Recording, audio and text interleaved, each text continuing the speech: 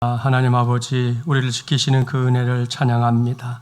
오늘도 지키시고 보호하시는 가운데 살던 주의 백성들이 다시금 모여 싸우니 오늘 이 시간 주의 말씀 들려주시고 깨닫게 하시고 그 깨달음으로 험한 세상을 다시금 믿음으로 든든하게 살아내는 우리 모두가 되게 하여 주시옵소서. 예수님의 이름으로 기도하옵나이다. 아멘. 서로 축복하겠습니다. 날마다 주님과 동행합시다. 한 번 더 축복합니다. 예수 부활, 당신의 부활. 예수 부활, 우리의 부활. 할렐루야.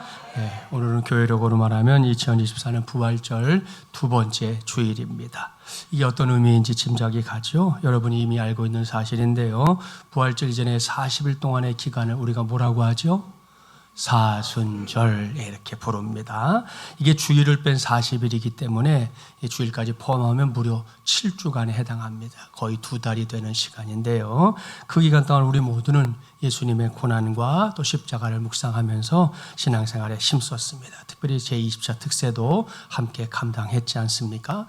이렇게 우리는 사순절이라는 교회의 절기를 지키면서 각자의 신앙을 이렇게 단련하고 또 주님과 나와의 관계를 더욱 뜨겁게 만드는 기회를 가졌던 겁니다. 그런 다음에 맞이했던 것이 지난 주일 부활주일이었습니다. 한국교회에서는 부활의 감격과 기쁨을 좀 더 많은 성도들, 특별히 우리나라 국민들과 함께 공유하기 위해서 작년부터 부활절 퍼레이드를 저 시청 앞에서 이렇게 했던 거, 우리 이번에 여호수아 공동체 친구들도 일부 다녀왔는데요. 너무 좋았다는 거죠. 이 방송을 통해서 봐도 규모 면에서 참 대단했구나 하는 거 알 수 있었습니다. 얼마나 감격스러운 일입니까? 그러한 감격으로 우리 교회도 지난주일에 2024년 부활주일을 은혜 가운데 지켰습니다. 부활절 계란 2,700개도 전교인 전도를 통해서 인근에 있는 분들과 함께 나누는 은혜의 시간도 가졌습니다.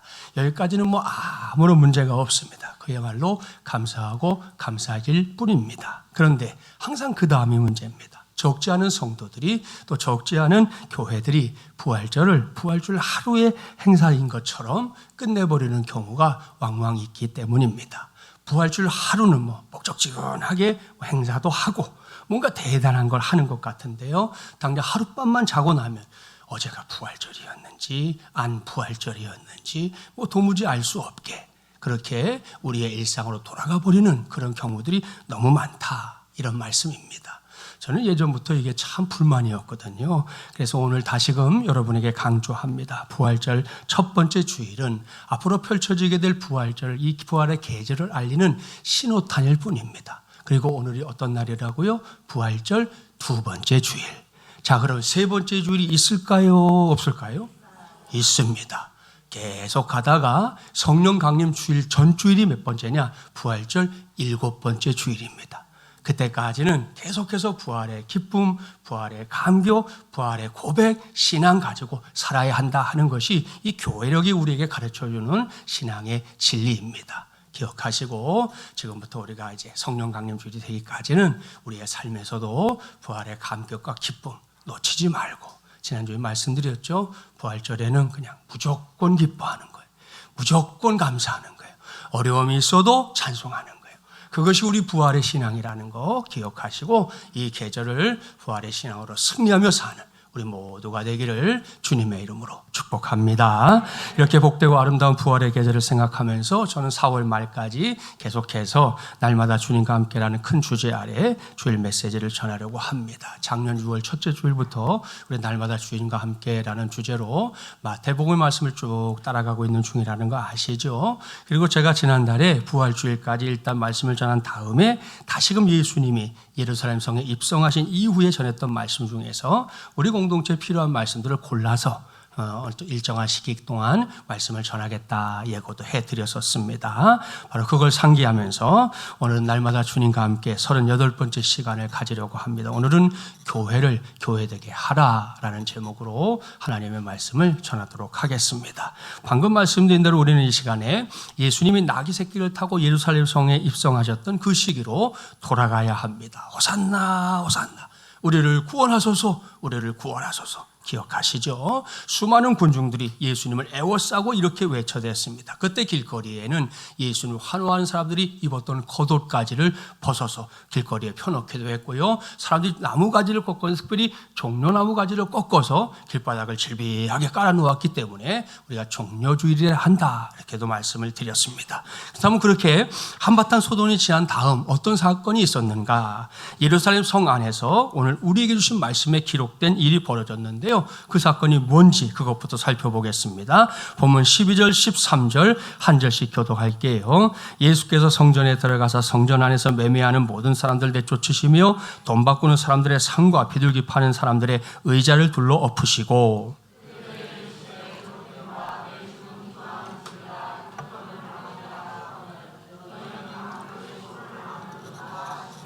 아멘. 사랑하는 마중을 예락하는 여러분, 이 말씀을 보십시오. 예수님이 진노하고 있습니다. 그렇습니다. 그저 조금 화가 난 정도가 아닙니다. 방금 우리 성경 봉독했는데요. 예수님이 그야말로 머리 끝까지 화가 나 있다는 거 어렵지 않게 발견할 수 있습니다. 더군다나 이건 우리가 알고 있는 평소의 예수님의 모습이 아니잖아요. 그렇다면 도대체 무엇 때문입니까?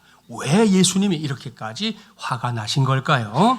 동일한 사건을 기록하고 있는 다른 복음서를 보면 예수님이 이렇게 분노하신 때가 유월절이다 이렇게 밝히고 있습니다. 유월절 많이 들어봤죠? 우리 성도들 가운데 유월절을 잘 아는 성도들도 있지만 미처 그것이 뭔지 잘 모르는 성도도 있기 때문에 오늘은 유월절을 좀 간단하게 정리하고 가겠습니다. 유월절은 구약 성경의 언어인 히브리어로 말하면 페사흐라고 하고요. 신약 성경의 언어인 헬라어로는 파스카라고 하는데요. 구약 성경 출애굽기를 읽어본 성도들이라면 이것이 유대인들이 애굽에서의 노예 생활로부터 탈출한 사건을 기념한 데서 유래한 날이라는 거. 그 정도는 알고 있을 겁니다.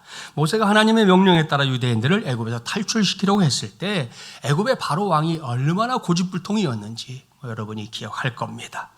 자, 결국에는 피계, 이파, 악도금의 흑장 이 10가지 하나님의 재앙이 애굽에 내린 다음에야 비로소 바로 왕이 이제 유대인들을 풀어주게 되지 않습니까? 그 중에서 매일 마지막 장족의 장자의 죽음, 장자들의 죽음이라는 이 정말 엄청난 재앙의 사건이었는데요. 자, 이것이 바로 유월절과 관련이 있습니다. 그때 하나님의 말씀에 따라 희생양을 잡아서 흘린 피를 이 문의 임방과 이 좌우 설주에 뿌린 유대인들의 집은 재앙이 그냥 넘어갔습니다. 하지만 그러한 방법을 알 리 없었던 애굽인들은 시작부터 처음 사람부터 시작해서 이 가축에 이르기까지 모든 장자들이 하룻밤 사이에 몽땅 다 죽임을 당하는 엄청난 일이 벌어지게 됐던 겁니다. 이것이 페사흐, 파스카인데요. 그 의미가 바로 넘어갔다 이런 뜻입니다. 그래서 영어 성경에서도 이 유월절을 번역할 때 패스오버, 위로 넘어갔다는, 지나갔다 이렇게 번역하고 있고요. 우리말 성경에서도 넘어갔다는 의미를 살려서 유월절 이렇게 번역했고요. 이것을 또 어떤 분들은 지나갔다라는 의미로 과월절 이렇게 부르기도 합니다. 여기서 결론을 말하면 유월절이라는 절기가 유대인들이 하나님의 도움으로 재앙에서 구원받았다는 걸 증명한다는 것이고요. 그 결과가 출애굽이라고 하는 어마어마한 사건이었기 때문에 우리나라로 말하면 광복절에 해당하는 절기다 이렇게 말씀드릴 수 있습니다. 날짜는 유대력으로 말하면 이게 유대인들이 새해 첫 달이 됐기 때문에 니스안월 1월 14일 저녁이 되고요. 지금 우리가 쓰고 있는 달력에 의하면 3월, 4월 바로 요 시기입니다. 요 시기에 해당하는 때입니다. 이러한 유월절은 우리 교회가 매년 7월 첫 번째 주일에 지키는 맥추절과 또 수장절이라고도 불리는 장막절과 함께 이스라엘의 3대 절기 가운데 하나입니다. 그리고 절기 때마다 남자 유대인들은 무슨 일이 있어도 예루살렘 성전에 올라가서 하나님께 제사를 지내야 했다는 거 들어봤을 겁니다. 이것은 유대인들이 목숨처럼 여겼던 율법이었습니다. 그런데 앞서 잠깐 말씀드린 대로 요란스러웠던 예수님의 예루살렘성 입성이 바로 그 유월절에 있었다는 겁니다. 그렇습니다. 예수님은 유월절이 다가오자 저 북쪽 갈릴리를 떠나서 예루살렘으로 올라갔습니다. 그때 예루살렘은 이미 많은 유대인들로 가득 차 있었습니다. 당시의 기록을 보면 유월절을 맞아서 예루살렘에 모인 인파가 무려 220만 명이 됐던 적도 있었다. 그럽니다. 그러니까 대단한 일이죠. 그렇게 큰 도시도 아니거든요. 거기에 220만 명이 왔다 갔다 했다고 하니까 엄청난 일이에요. 자, 그렇다면 예수님은 물론이고요. 그 많은 유대인들이 갖은 수고를 다 감수하면서 예루살렘 성전에까지 찾아오는 이유, 그건 뭘까요? 그것은 뭐니 해도 하나님께 예배하기 위함이었습니다. 물론 오늘날의 관점에서 본다면 우리는 어디에서나 예배할 수 있어요. 여러분이 여기만이 아니라 가정에서도, 차를 타고 가면서도, 어딘가 다른 장소도 예배할 수 있지요. 그게 맞지만 그래도 예루살렘 성전은 매우 특별한 의미가 있는 공간이었습니다. 왠지 아시죠? 그곳은 하나님의 임재의 약속이 있는 공간이었기 때문입니다. 여기서 하나님이 일찌감치 구약 성경에 해놓은 약속 잠깐 보고 갈까요? 솔로몬이 예루살렘 성전을 다 건축하고 나서 하나님에게 직접 들었던 음성에 성경에 기록되어 있거든요. 역대하 7장 11절부터 16절 자막에 나옵니다. 한 절씩 교독해 볼게요. 솔로몬이 여호와의 전과 왕궁 건축을 마치고 솔로몬의 심중에 여호와의 전과 자기의 궁궐에 그가 이루고자 한 것을 다 형통하게 이루니라.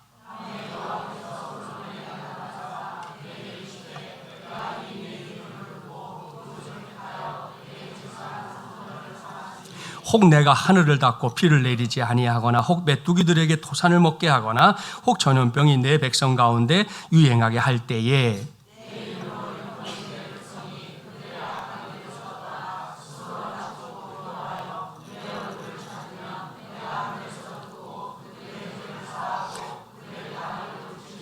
이제 이곳에서 하는 기도에 내가 눈을 들고 귀를 기울이리니 이는 내가 이미 이 성전을 택하고 거룩하게 하여 내 이름을 여기에 영원히 있게 하였음이라. 내 눈과 내 마음이 항상 여기에 있으리라. 아멘. 할렐루야. 사랑하는 마지못이란 가족 여러분, 이것이 하나님의 성전을 걸고 하나님이 해주신 약속입니다. 우리가 한 번뿐인 인생을 살다가 이런저런 어려움을 만났을 때 어떻게 하라고요? 하나님의 성전에서 기도하라. 지난 제20자 특세처럼 기도하라. 그럼 어떻게 하신다? 하나님이 하늘에서 그 기도를 듣고 우리의 죄를 용서하시고 우리가 사는 땅을 고쳐주신다 말씀하셨습니다. 네? 할렐루야죠. 그리고 마지막에 강조한 말씀이 오늘은 더욱 중요합니다. 내 눈과 내 마음이 항상 여기에 어디에? 성전에 있으리라. 할렐루야. 이것이 바로 성전을 두고 하나님이 직접 약속하신 거, 임재의 약속입니다. 또한 이것이 예수님 당시의 유대인들이 절기 때마다 어떤 수고든 감수하면서 기꺼이 성전까지 올라왔던 이유입니다. 이것은 2024년 지금도 오늘도 다르지 않습니다. 오늘도 우리가 주일 성수하면서 여기까지 온 이유 다른 것 때문이 아니죠. 하나님의 임재의 약속 때문인 줄 믿습니다. 그런 믿음으로 유대인들은 성전에서 하나님께 예배하는 기쁨을 맛보고자 했던 것입니다. 또한 그들은 이렇게 하는 것이 하나님의 백성다움을 드러내는 것이다. 이렇게 굳게 믿었습니다. 옳습니다. 이 모든 것이 하나님의 백성들이 성전에 올라오는 가장 정확한 이유, 가장 중요한 이유였습니다. 그런데 예수님 당시의 유대인들의 삶을 이렇게 들여다보면요, 언제부턴가 성전에 올라오는 일이 즐겁지 않게 됐다는 걸 확인할 수 있습니다. 왜일까요? 무엇 때문일까요? 오늘 주 말씀에서 그 이유를 찾아낼 수 있습니다. 당시에는 성전에 이렇게 들어가려면 성전세, 일종의 입장료 같은 걸 내야 했는데요, 한 사람에게 매겨진 성전세가 얼마냐? 성경에 보니까 반세겔이다 그렇게 쓰고 있어요. 예수님 당시의 종교 지도자들은 그걸 낼 때, 디아스포라 유대인들이라고 해서 다른 지역에 살고 있던 유대인들이 있지 않습니까? 다른 나라. 그런 사람들도 절기 때는 돌아왔는데, 그들이 가서 쓰는 게 뭐예요? 로마 제국 내에서 사용하고 있었던, 우리가 많이 들어봤던 데나리온, 드라크마 같은 이런 화폐들이 있었는데, 종교 지도자들은 이거를 성전세를 낼 수 없게 했어요. 반드시 환전을 해서 세겔로 내게끔 했던 것입니다. 그러니 멀리서 절기를 지키러 오는 디아스포라 유대인들은 일단 성전에 들어가려면 어떻게 해야 돼요? 환전부터 해야 됐던 겁니다. 근데 제사장들이 환전해주면서 환율을 터무니없이 매겼습니다. 환전 수수료를 50%나 받았어요. 50%나. 당시의 상황이 이렇게 돌아가다 보니 유대인 역사가인 요세푸스라고 하는 사람이 쓴 역사 기록을 보면 성전을 드나들면서 사람들이 입에다가 욕을 달고 살았다는 거예요. 이 고약한 대제사장 가야바, XX태. 기가 막히죠. 성전을 드나드는 건데, 그 사람들의 처사 때문에 백성들이 입에다가 욕을 달고 살았다는 거예요. 아무튼 이렇게 환차익을 남기는 거, 그것이 오늘 본문에 나오는 돈 바꾸는 사람들의 역할이었습니다. 그런가 하면 성전에서 제사를 드리기를 원하는 사람은 원래 자기의 손으로 직접 키운 제물이 될 짐승을 끌고 와야 했습니다. 하나님은 그때도 다 우리의 형편을 아세요. 형편에 따라서 형편이 어려운 사람들은 그저 비둘기, 좀 나은 사람들은 양, 염소, 송아지 등등을 가지고 오게 했습니다. 자, 그런데 이 일도 보통 일이 아니잖아요. 예루살렘에서 가까운 곳에 사는 사람들이야 별 문제가 없겠지만 먼 곳에 사는 사람일수록 아주 큰 번거로움을 감수해야만 했던 겁니다. 바로 그 틈새를 예루살렘의 종교 지도자들이 파고들었습니다.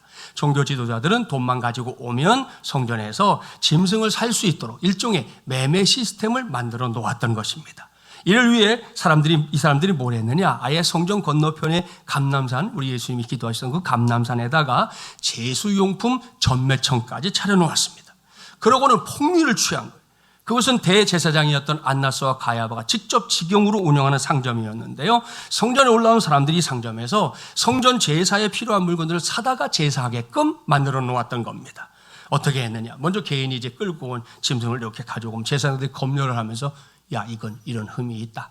저건 이런 흠이 있다. 그러니 이건 제물이 될 수 없다. 이렇게 판명을 해버려요. 그러니 다른 사람도 아니고 제사장이 지금 판단을 했으니 어떻게든 흠이 없고 순결한 제물을 다시 준비해서 제사를 드려야 하지 않겠습니까? 여기까지 왔는데 그때 멀리서 온 디아스포라 유대인들은 제물을 가지러 집으로 돌아갈 수도 없잖아요. 선택의 여지가 없었어요. 그 전매청에서 파는 제물을 돈을 주고 사서 이제 제사를 드려야 했던 겁니다. 그렇다면 당시에 제물에 매겨졌던 값은 어느 정도였느냐? 기록에 따르면 밖에서 한 쌍에 우리 돈으로 지금 환산했을 때 한 4,000원 하는 비둘기가요. 그 전매청에서는 얼마가 됐느냐? 75,000원. 그러니까 19배의 바가지를 씌워서 그걸 팔았던 거예요. 그래도 백성들은 울며 겨자 먹는 식으로 그 제물을 사서 제사를 드릴 수밖에 없었습니다. 특별히 예루살렘 외곽에서, 이 베들레헴 외곽에서 양을 많이 키웠던 걸로 알려지고 있는데요. 그 양들이 다 성전에 납품하는 것이었으니까 오늘날로 말하면 베들레헴이 뭐였다? 물류창고였다. 그렇게 말할 수 있다는 겁니다.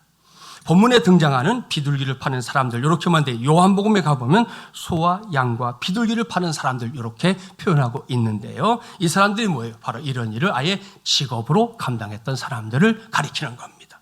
자, 여러분, 이 모두가 처음에는 분명히 좋은 의도로 시작된 일이었을 겁니다. 그렇겠죠, 분명히. 하지만 예수님이 진노하셨던 그 시대에 이르러서는 그러한 좋은 의도가 온데간데 없어졌다는 거예요. 우리도 살다 보면 이런 유형의 일들을 경험할 때가 왕왕 있습니다. 나름대로는 잘하겠다고 했던 건데요. 결과적으로는 전혀 엉뚱한 일이 되고 마는 그런 경우 말입니다. 어느 학교에서 있었던 일인데요. 한 학생이 전학을 왔어요. 담임선생님이 학생 기록부를 작성하기 위해서 전학 온 학생을 세워놓고 아버지의 조남을 물었어요. 아버지 성함이 뭐냐? 했더니 이 녀석이 예, 진가진입니다. 했더니 선생님이 에이 녀석, 부모님 이름을 그렇게 함부로 부르면 되냐? 그래, 죄송합니다. 선생님 기왕 말이 나왔으니까 좀 가르칠 요량으로 다시 물었어요. 내가 다시 물어볼 테니까 자, 아버지 성함 다시 말해봐. 그랬더니 이 녀석이 하는 말, 저희 아버지 성함은 진짜, 가짜, 진짜입니다. 이렇게 말했다는 거예요. 예? 우스갯 이야기지만 이건 역시 나름대로 잘해보겠다고 한 거잖아요. 그런데 결과는 그렇게 된 거예요. 따라서 이럴 때는 어떻습니까? 그 다음에 반드시 신중하게 대처해야 같은 실수를 반복하지 않는 거죠. 아마도 이 선생님 그 아이에게 이 질문 다시 하진 않았을 거예요. 여러분, 오늘 주신 말씀에 기록된 그 시대가 바로 그러한 노력이 필요했던 시대였다는 겁니다. 종교 지도자들이 정신을 바짝 차려야 했던 시대였다는 말씀입니다. 하지만 현실은 그렇지 못했습니다. 장소는 분명히 하나님의 성전인데 그 안에는 온통 시장의 논리, 세상의 논리가 지배하고 있었던 것이죠. 그러니 예수님이 진노하셨던 거고요. 예수님은 자기의 진노를 말로만이 아니고 행동으로 표현하셨습니다. 신이 채찍을 만들어서 비둘기 파는 사람들도 다 내쫓고 돈을 바꿔준 사람도 다 내쫓았잖아요. 그러고 나서는 예수님이 하나님의 성전이 어떤 공간이 되어야 하는지를 가르쳐 주셨습니다. 본문 13절 다시 봉독합니다. 그들에게 이르시되 기록된 바 내 집은 기도하는 집이라 일컬음을 받으리라 하였거늘 너희는 강도의 소굴을 만드는도다 하시니라. 자, 이 말씀은 예수님이 그냥 말씀하신 게 아니고요. 구약성경 이사야서 56장 7절 말씀을 인용해서 말씀하신 겁니다. 자, 이사야 50장 7절 오늘 이 말씀 찾아야 됩니다. 다 찾아보세요. 찾는 이유가 있어요. 이따가 말씀드릴 거니까 구약 1036쪽 한번 찾아보세요. 자막도 나오지만 찾으시고 책갈피를 해놓든 아니면 메모를 해놓든 좀 해놓으시면 좋아요. 56장 7절 1036조.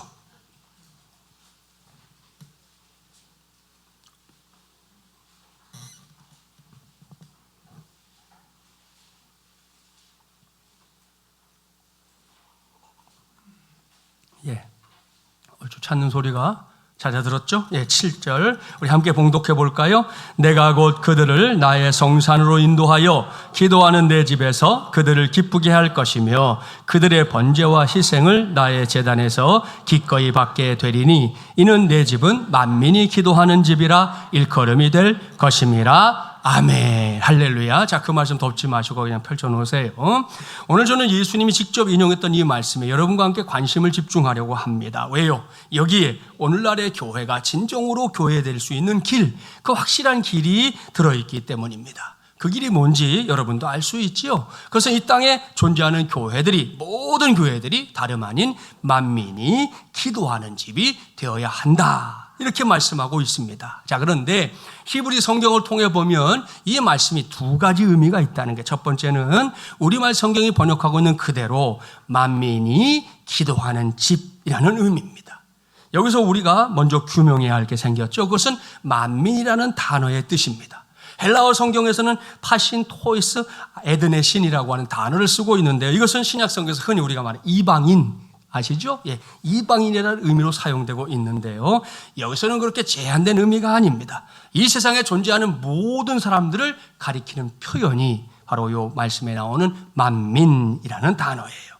따라서 이것은 시대와 역사 또한 공간을 초월하는 단어다, 이렇게 말씀드릴 수 있습니다. 그러니 이 단어 하나만 봐도 이게 얼마나 위대한 단어입니까? 여러분, 우리가 오늘도 한 가족이 되어 섬기고 있는 마중물 예람 교회를 이 시간에 바로 그 말씀의 관점에서 한번 이렇게 살펴보십시오.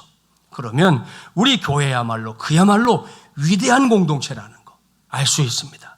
무엇 때문입니까? 저와 여러분이 뭐 대단하고 위대해서입니까? 아니에요. 우리가 섬기는 이 교회가 단지 우리나라 사람들만을 위한 교회가 아니기 때문입니다. 물론 우리 교회는 지금 시간적으로는 2024년도 4월 7일이라는 시간 속에, 공간적으로는 아시죠? 삼양로 117길 58이라고 하는 이 공간 속에 존재하고 있습니다. 그러나 설사 그렇다 하더라도 이 교회가 이 안에 담을 수 있는 대상이 단지 우리 교회 성도들 이 정도가 아니라는, 뭐 서울, 의정부, 경기 인근에 사는 분들, 물론 우리는 청도에서 오는 분도 있지만 그런 분들 거기에 국한되는 게 아니라는 것. 우리 교회가 이 속에 담을 수 있는 대상이 누구라고요? 온 천하 만민입니다. 믿습니까? 할렐루야. 이것을 반드시 믿기를 바랍니다.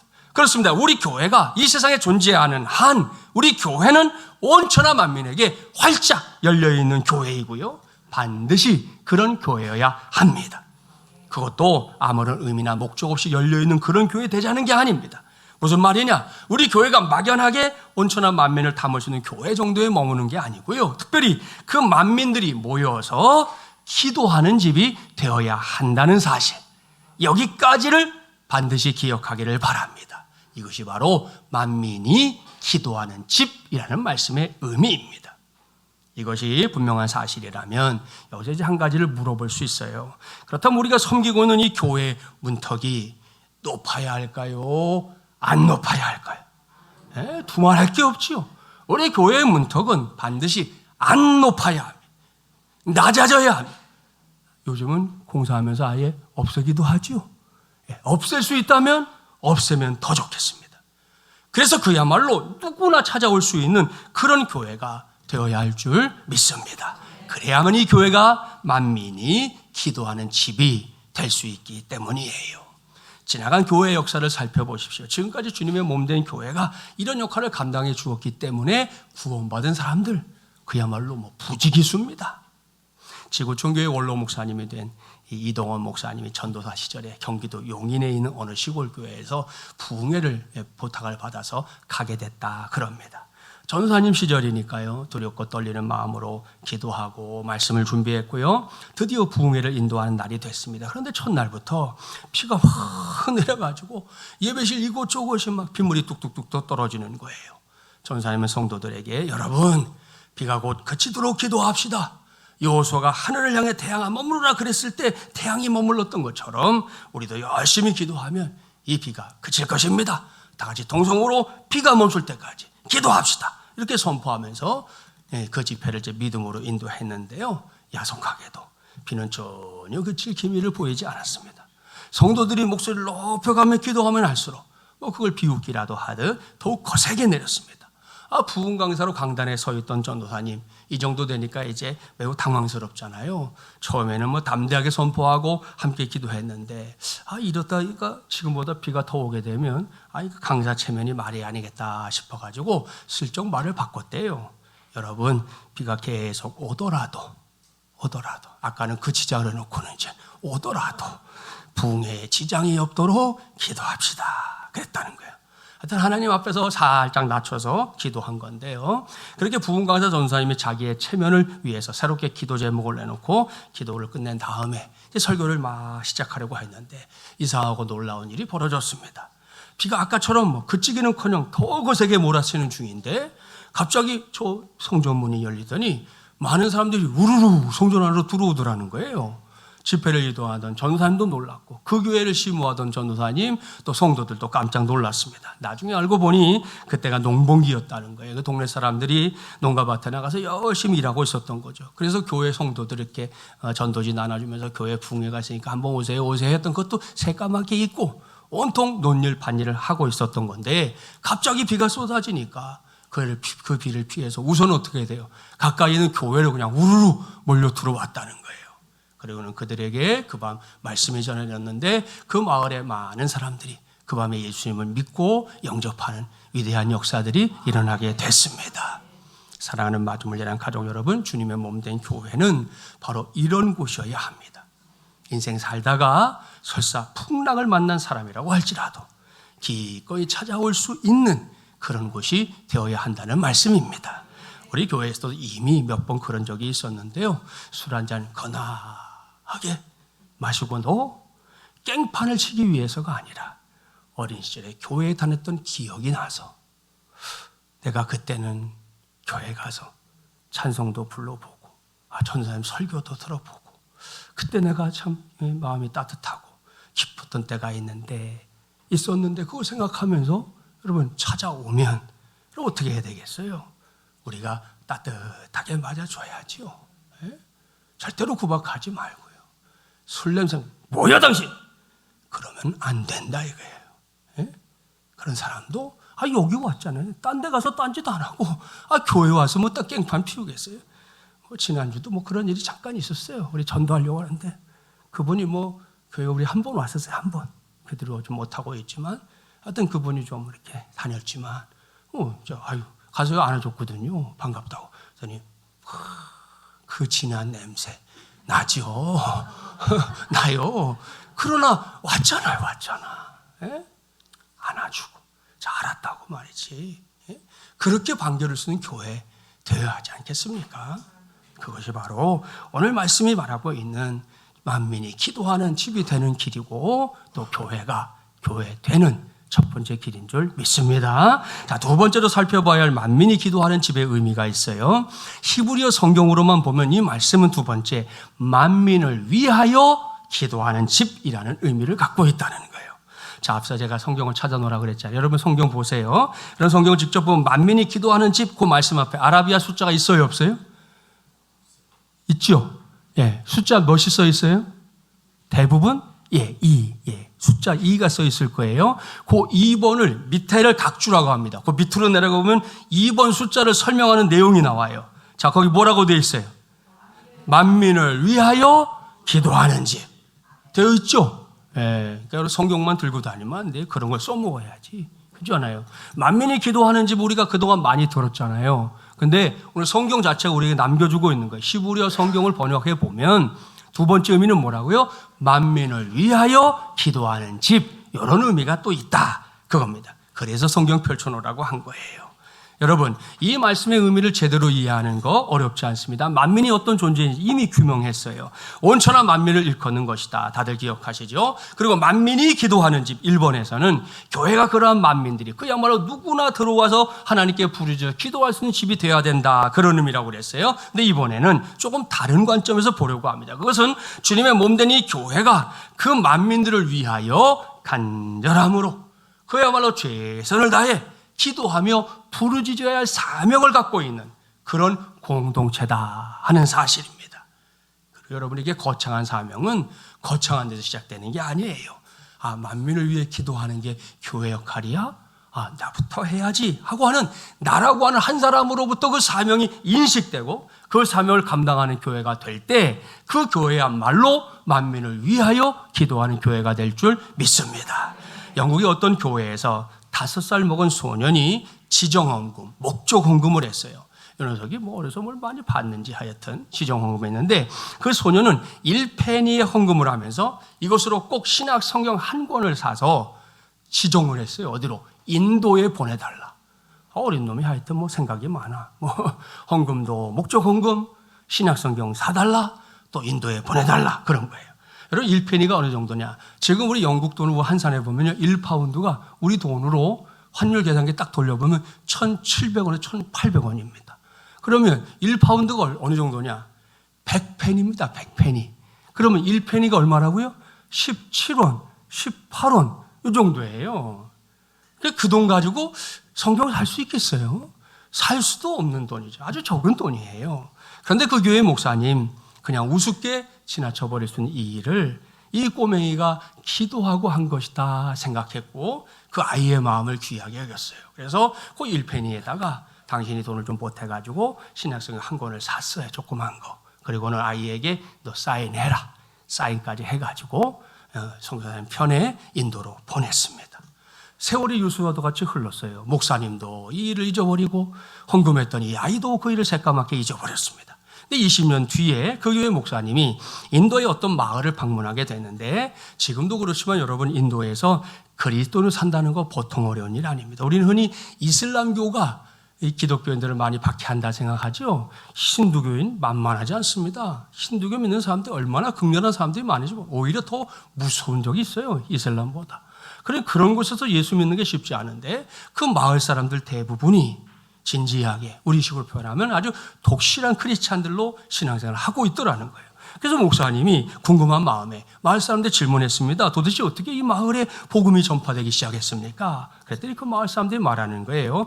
20년 전 어떤 선교사님 찾아와서 작은 신약 성경 한 권을 이 마을에 주고 갔다는 거예요. 그 성경이 그 마을을 복음화하는 기초가 됐다. 그러면서 마을의 대표가 아주 다 떨어지고 남루한 작은 신약 성경 한 권을 보여줬는데요. 짐작이 가죠? 그 성경책 제일 뒤쪽을 보니까 거기에 자기 교회 그 5살짜리 아이가 했던 사인이 흐릿하지만 남아있는 것을 확인할 수 있었다는 겁니다. 여러분 보십시오. 비록 5살짜리 어린 소년이지만 그는 1펜이라고 하는 작은 헌금과 함께 기도하되 아주 위대한 기도를 했던 것입니다. 그리고 그 기도에 하나님께서 응답해 주신 것이죠. 그 결과 인도의 한 마을이 그 기도와 말씀을 통해 구원을 받았으니 얼마나 감사하고 귀한 일입니까? 저는 이런 것이 바로 만민을 위하여 기도하는 교회가 되는 길이다. 분명히 그렇게 확신하고요. 무엇보다 여기에 교회가 교회되는 지름길이 있다. 이렇게 믿습니다. 아까 당부드린 것처럼 거창한 이야기라고 해서 거창한 것을 시작하는 게 아니에요. 나라고 하는 한 사람이 옳거니 이게 우리 교회에 주신 사명이네. 그러면 내게도 주신 사명이네. 내가 감당해야 되겠네. 그렇게 인식하는 성도들이 많아지면 많아질수록 그 교회야말로 만민을 위하여 기도하는 교회로서의 위상을 제대로 세우게 될 줄 믿습니다. 여기까지 저는 오늘 교회를 교회되게 하라라는 제목으로 하나님의 말씀을 전했습니다. 우리는 오늘 예수님의 간절한 마음 그걸 잘 헤아려야 합니다. 우리 교회를 비롯해서 이 땅에 세워진 모든 교회들의 사명이 뭐다? 교회가 교회다워지는 것이에요. 이를 위해 예수님이 가르쳐주신 말씀에 귀를 기울입시다. 무엇보다 만민이 모여서 기도하는 교회 되어야 합니다. 우리 교회를 비롯해서 모든 교회들이 누구나 들어와서 하나님을 찾고 만나야 할 교회가 되어야 한다. 그런 말씀이에요. 간혹 그런 소리 들을 때 있잖아요. 교회가 너무 문턱이 높아요. 그 교회는 자기들끼리나 뭐 좋아하지 뭐. 그런 소리를 들으면 벌써 우리가 주님의 말씀으로부터 벗어나 있는 거예요. 누구든 찾아올 수 있는 교회 되는 거. 누구든 와서 문을 두드리면 반겨주는 그런 교회 되어야 할 줄 믿습니다. 물론 우리 서울에 살다 보니까 뭐 지방에 있는 교회들에 비해서 좀 불편함이 있는 건 사실이에요. 그래도 우리 교회 가끔 어떤 분들이 이렇게 기도하겠다고 찾아오는 경우가 있었어요. 우리 코로나 시절에도 열어달라고 그러면 본당 열어줬어요. 혼자 와서 기도하지만 기도하러 왔다는데 그거 안 열어줄 이유가 어디 있어요? 그렇게 하면서 이 교회가 누구나 들어오는 교회가 되면 그런 교회야말로 만민이 기도하는 집이 될 줄 믿습니다. 또 한 가지 말씀드렸죠. 만민을 위하여 기도하는 교회 또한 되어야 합니다. 다른 사람 말고요. 나부터 시작하는 거예요. 여러분 요즘 기도할 적 많죠? 대만이 저렇게 되는 거 25년 만인가 그래요.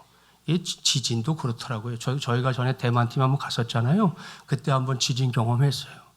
그때 저희가 숙소 이렇게 묵었는데 안에 사람들을 재고 제가 이렇게 베란다 쪽에서 잠을 잤는데 이게 흔들리더라고요. 이게 정말 베란다가 이렇게 왔다 갔다 하는 거예요. 몸을 일으키려고 하는데 안 일어나져요. 마음은 일어나려고 그러는데 흔들리니까. 그러다 이제 딱 멈췄는데 뭐 우리 팀원들은 참 믿음도 좋아. 다 쿨쿨 자느라고 몰랐대.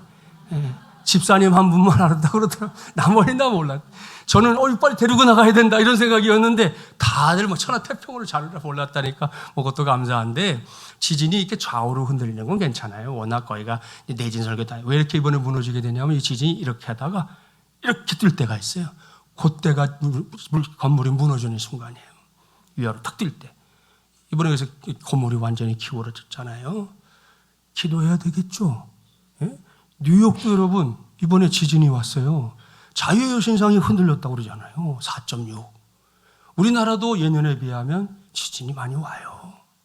얼마나 우리의 기도가 필요한 시대인지 피부로 느낄 수 있지 않습니까? 그들만의 일이다 그러지 말고 우리는 그들을 위해 기도하는 사람들이니까 기도하는 일 내 몫이다 여길 수 있는 우리 모든 성도들이 되기를 바랍니다. 거기에 교회를 교회되게 하는 길이 있기 때문입니다.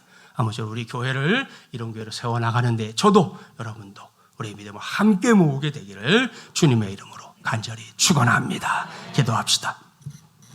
전능하시고 자비로우신 하나님 아버지, 찬란하고 복된 부활의 계절에 주님의 음성 듣게 하시니 감사합니다. 오늘 시간 우리 주님께서 십자가를 지기 전에 당부하셨던 말씀, 교회를 교회되게 하라는 이 말씀에 우리 모두가 귀를 기울이게 하여 주시옵소서. 교회를 교회되게 하는 것, 이것이 단지 구호가 아니라 이 땅에 세워진 모든 교회의 사명임을 깨닫게 하시고 우리 마지막 예랑 교회 성도들 역시 그러한 사명 앞에 서 있다는 것을 잊지 않게 하여 주시옵소서. 그러한 간절함으로 이 시간에 기도합니다. 저를 비롯해서 우리 마지막 예랑교회 속한 모든 성도들이 우리 교회를 만민이 모여서 기도하는 교회로 세워가게 하여 주시옵소서. 이를 위해 우리 교회의 문턱이 낮아지게 하여 주시옵소서. 그래서 누구나 우리 교회에 들어와서 하나님을 찾고 만나는 놀라운 은혜 체험할 수 있도록 성령이시여 우리 교회 안에서 충만하게 역사하여 주시옵소서. 아울러 우리 마지막 예람교회가 나만을 위해 기도하는 것에 나의 가정, 나의 사업만을 위해 기도하는 것에 그치는 교회가 되지 않기를 원합니다. 우리 교회가 반드시 만민을 위하여 기도하는 교회 되게 하여 주시옵소서. 그래서 우리 교회가 늘 외치고 있는 대로 가깝게는 동네 교회 되게 하시고 멀리는 열방의 교회가 되어 하나님의 나라를 위해 크게 쓰임받게 하여 주시옵소서. 이 모든 말씀 우리 교회를 교회되게 하시는 우리 주님 예수 그리스도 이름으로 간절히 기도하옵나이다. 아멘.